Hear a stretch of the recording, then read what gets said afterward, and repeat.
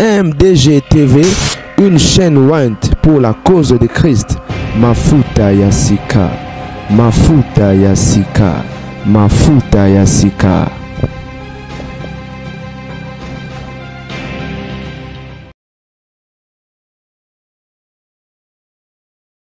Mbote bandi MDG TV mafuta ya sika. Nzamba mona papa mbolela ngai bino bisike zwami bino. Toi les susu kopesa bino basango. Pe kopesa conseil na balandaka biso ndenge to mesana bandeko ndeko na biso Gabi Kiwaka ebele baebie azali artiste comédien oyo abandaki ko évoluer na groupe évangéliste to bi groupe évangéliste ba période moko boye ezaki meilleur groupe na Kinshasa na ba masolo ba maboke. Parce que quand ndenge mambango ezalaka ndeka na ibisa bino ke ba bazala lelo lobi ba ozala te ba pe ba ozala lobi okuna ba ozala te ba bazaki lobi lelo bazate na kin tozali na ba groupe ou encore tozala na ba groupe ebele lelo nzongding esangisi plus ba comédien ko ba bomona même visage na SB na Belleville na Songolo Pakala mekala ezaki plus ba groupe et na ba groupe wana bazalaki na ba acteur na bango to ebi période mo Kilimanjaro ezalaki top Kilimanjaro groupe à Bordeaux ezalaki vraiment top ba période mo Sinark kangaka nga personnellement nazoyeba na banda olandaka si ba théâtre Sinark tellement ezalaki un caractère chrétien, c'était tellement édifiant en tout cas ba théâtre musu ba ko musu na ndolanda te nazalaka Sinark. Et puis après, Sinark et Okota na Omai et comme plus mingi banjongding. Groupe évangéliste ba période moko ezara meilleur groupe. Bazwa vraiment ba trophée ebele. Bienvenue dans vos recording. Bazwa ba trophée ebele. Bazwa vraiment ba trophée ebele. Ba confirmera quoi. À l'époque il y a Kiro, pasteur Kiro. Évangéliste, je crois. Évangéliste Kiro, bato bele ba ebi Kiro. Akufa. Il paraîtra Akufa à la poison. Et c'était lui, en fait, la tête ou encore Mutazala qui cerveau moteur à groupe wana.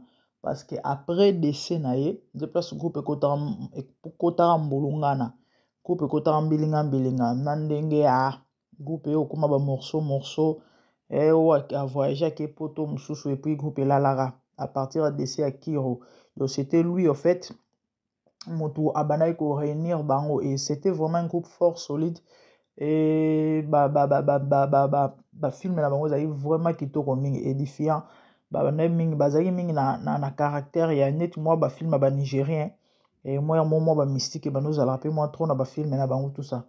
Et nous avons des films tels que Mukombozi, donc groupe évangéliste, c'est vraiment fort.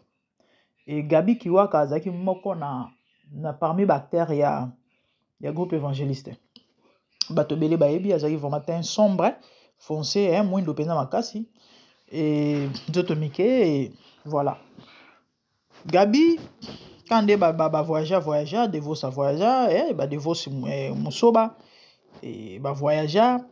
Et Gabi pas voyager avec en France.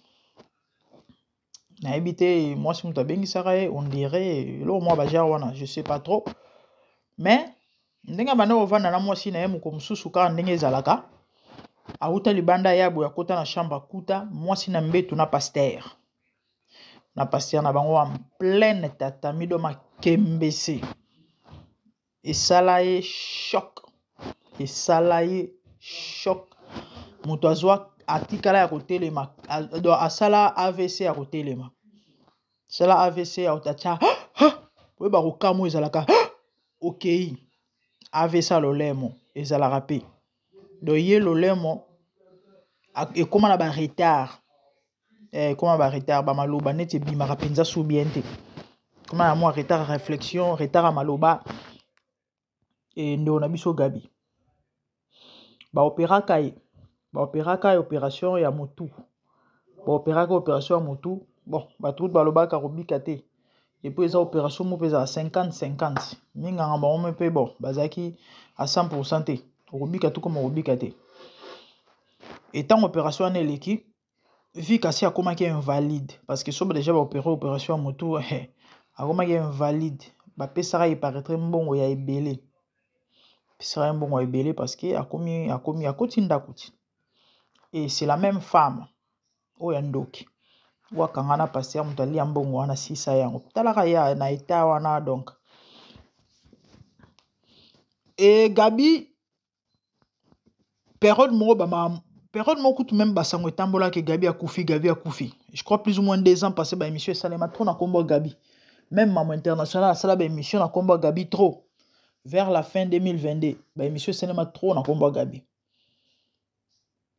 et on a cru même qu'à koufa ki Gabi a koufa itazali.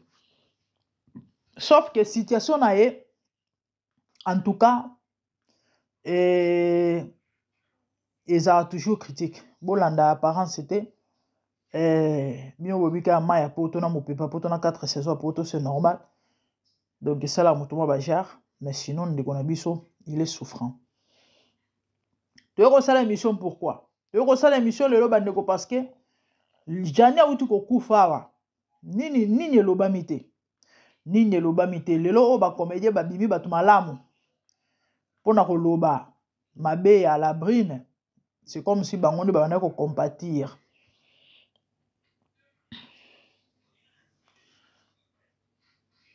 Gabi e wana bandeko il souffre en silence, il souffre en coulisses, il souffre entre les 4 murs. Ba comédien baza wapi bozo la Gabi a kufa pour le bibo bando sala ba émission bozo la Gabi a kufa pour le bo mobeta lisolo nenga kanga mwasi na mobali na ndenge salara e betara na ba AVC bozo la Gabi a kufa parce que déjà azaki normal mais moi ça a trompé bon na état wa komi donc na ndibu kutelibala na ko exister susu peut-être ozala na kata musoneti étiquette bandeko c'est maintenant ou jamais ere yango yako secourir mutu ndeko na bino avant lobe comme trop tard. C'est clair que vivre sous une même toit avec une telle femme a onyoro toujours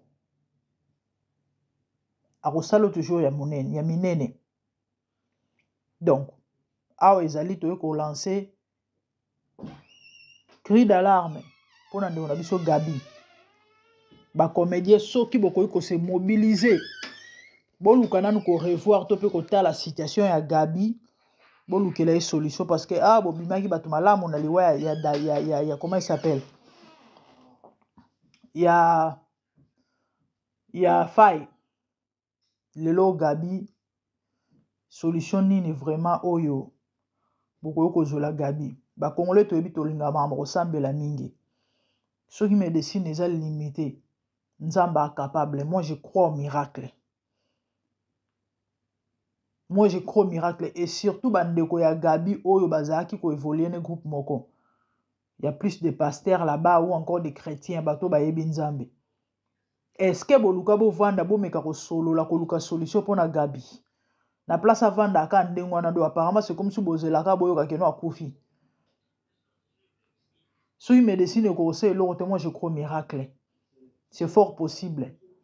Bocha Gabi na suivi. Basel na nzambe moko balandela ye. Babondela rapona ye. Nzamba capable de restaurer, ya restaurer maloba. Ya osale ngolo ya kosunga ye. Ebele basala ba AVC mutaloba te. Mutaloba asute. Aeba asu batute. Mais avec l'état ou mêlé après mutazongi. Moi ba otambole komi ndenge loboko lokolo mais mutu bomoto ezongi raisonner ezongi maloba ezongi c'est possible mais sous soupe abana ko akoma ko benda lobo mo benda lokolo Nzamba sali, moto zongi. C'est possible. Vraiment, si je fais cette émission, ils apprennent à relancer, cri, sonner, trompette pour Nandegonabiso Gabi, s'il vous plaît, faites quelque chose pour notre bien-aimé. Bozo la lobby Gabi Koufa, pas bon mon bête à ma solone bobeti à Djani. Vraiment, s'il vous plaît, et mobilisez-vous. Mobilisez-vous et faites quelque chose et au sunga. Que le Seigneur vous bénisse. C'était ça. Message à Moukie, on a personnellement Nazaki Nango. Chers comédiens, et chers artistes, chers stars, Bandeko, c'est maintenant ou jamais faites quelque chose avant ma béya, topé kota, topé koma. C'est possible à racheter bon moi ya Gabi.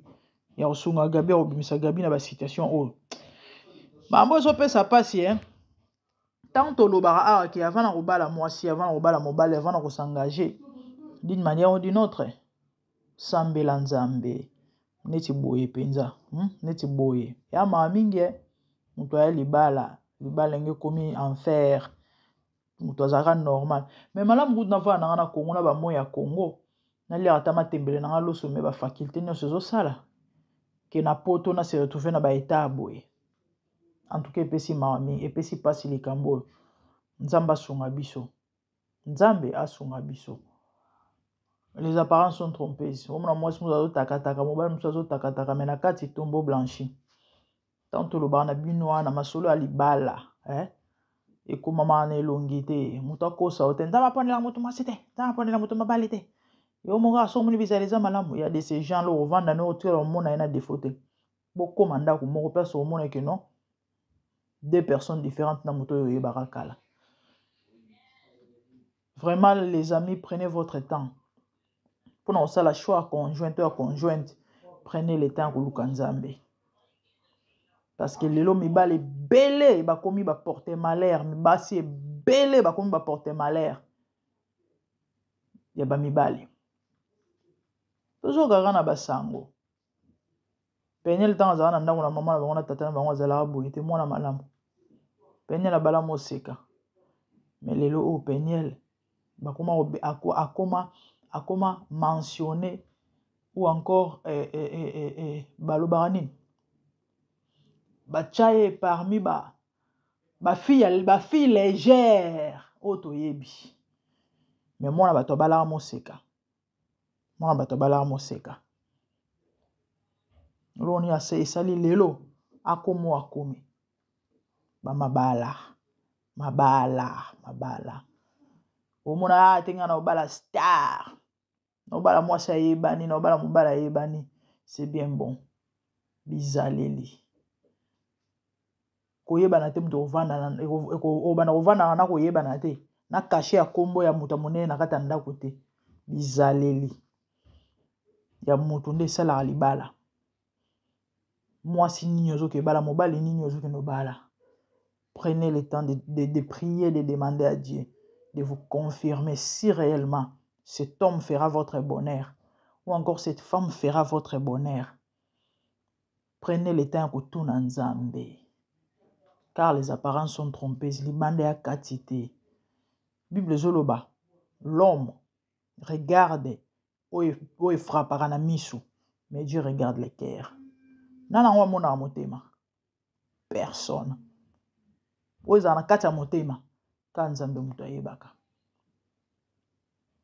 Bible dit le cœur de l'homme est tortueux, méchant de dessus tout. Qui peut le connaître? Il n'y a que Dieu qui peut connaître le cœur. Lelo toko la bandoki ya swage o apenda stemai tali jaquette tali veste tali apparence tali poso tali taille. Olobi mwasi yeyo mobali yeyo mais na butu parlementaire asiejaka na butu pona kozwa ba décision sur ba vie ya batu na butu amelaka makila yo yebite moto andingo na wasi ozala heureux to heureuse jamais autour na penza kapela we lo baba kinois. C'est ça. bandeko ndeko na biso asala AVC et umeli nzambe kana bolingo na batelaki parce que azali mutu akokufa même quand on l'avait opéré ba médecin bandima parce que opération mutu bandeko eza blague te eza 50-50 ngana yebi tantine mwa congolaise côté na ngaya bo opéra ya apparemment fallait ba mikolo leki ba uta kusuko fungola mutu yango bandeko na ngai bref na oloba boye pona chité. Et la vie que vous voyez, la vie c'est l'ensemble de tout. Na mabe, na malamu. C'est vrai, c'est difficile.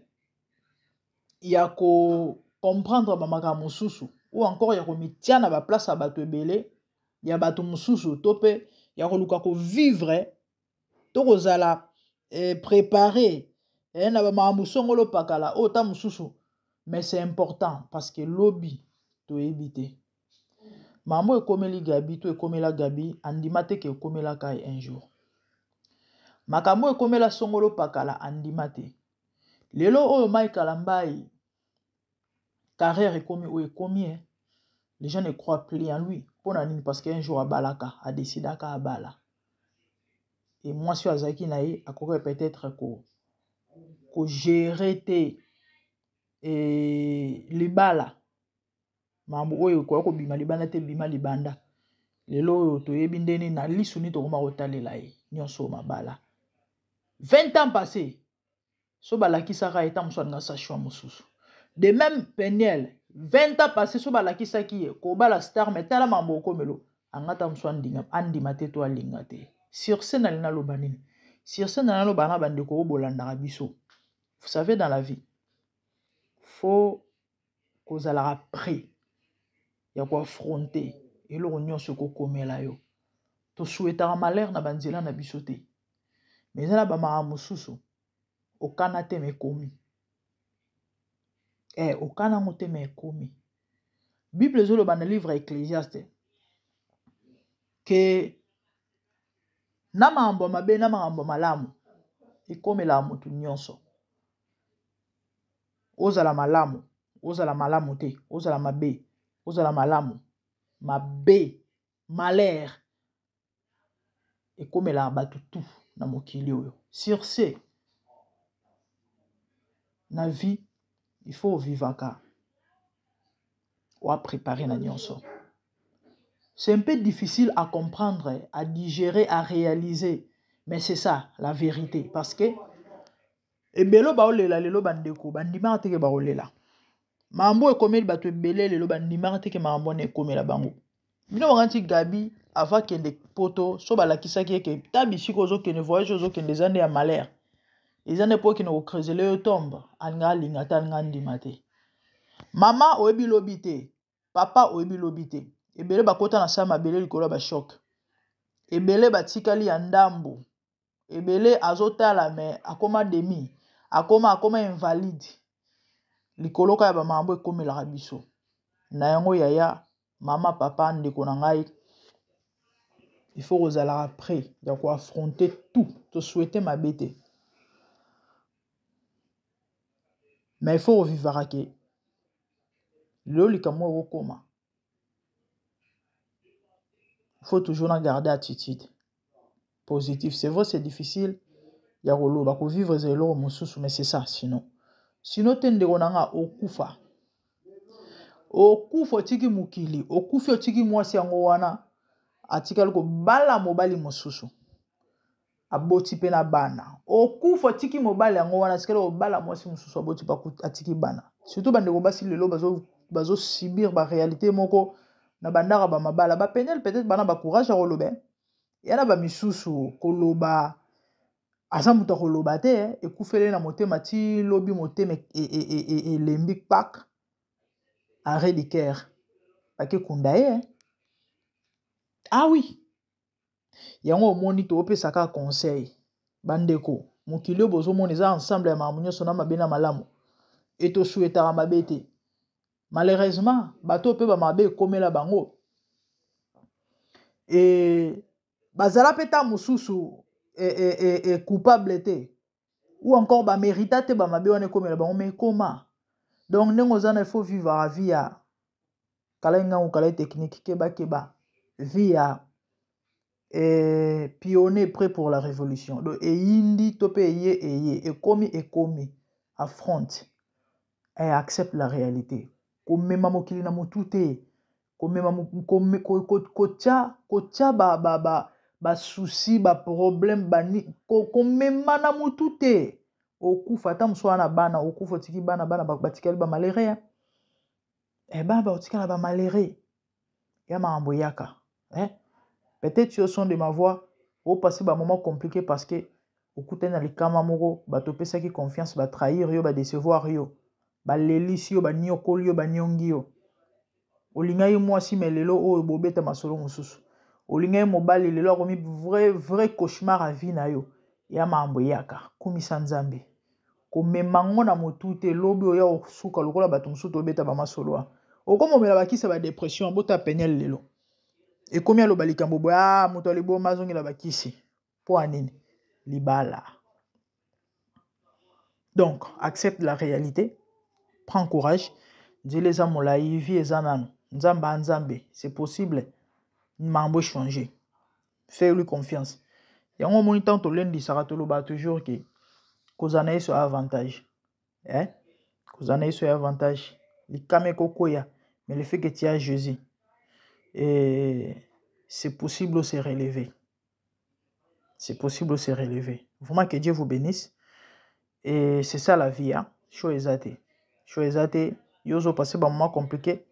Puis ça rachara confiance dans Nzambe. Que soit courage, yikampi, comme on normal et ama amboya kawam talibosote. Tchake, ba misusu ba ekomeli bango ya koleka wana misusu peta musu ba koti mabele mais yo quand même Nzamba sali kokufate. Donc Kumisa Nzambe zongo normal tourner page. Ya makambo. Donc c'est ça. Ya muketo zena on a posa ol bayango wana. Nzamba mona papa molanga bino abonnez-vous massivement sur MDG de TV Mafuta Sika. Je crois tout le monde a emballé sima. De bonnes choses à vous. Que Dieu vous bénisse, merci. Au revoir. Bye.